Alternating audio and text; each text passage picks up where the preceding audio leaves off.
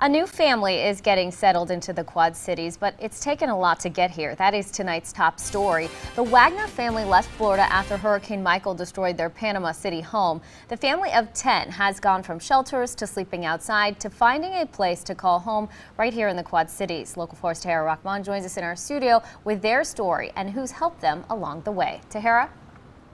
Tiffany, this is what it looked like when Ryan Wagner stepped outside of his office a few weeks ago. Now that's part of a roof wrapped around his car, and his only thought at that point was to finish his workday and get his loved ones to safety. The roof began to come off.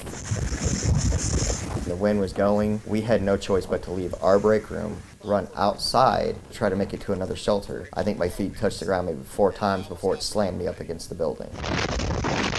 It's a scene that still keeps Ryan Wagner up at night, more than 3 weeks after Hurricane Michael tore through his life. When you go outside, it looks like a bomb went off. Ryan worked for Panama City, and while others evacuated, he was told to stay behind to help with storm duty. Working throughout that whole day trying to clean up till 5 o'clock that evening, you know, the only thing that was on my mind is I don't know how my family's doing. His wife and 9 children were staying at a local shelter, and when Ryan saw the living conditions, strong urine smell. As I was walking to go find them, I found an old man that was in a wheelchair with used depend diapers sitting right next to him. The family spent the next night outside their destroyed home. There was a group of guys that were walking down the street with baseball bats saying that they were going to purge. There I still went in the house and I grabbed my gun and I sat up all night keeping the fire going with my gun to make sure that nobody came around to mess with my family. Before finally being able to get gas and drive north. It was my mother who had been getting in contact with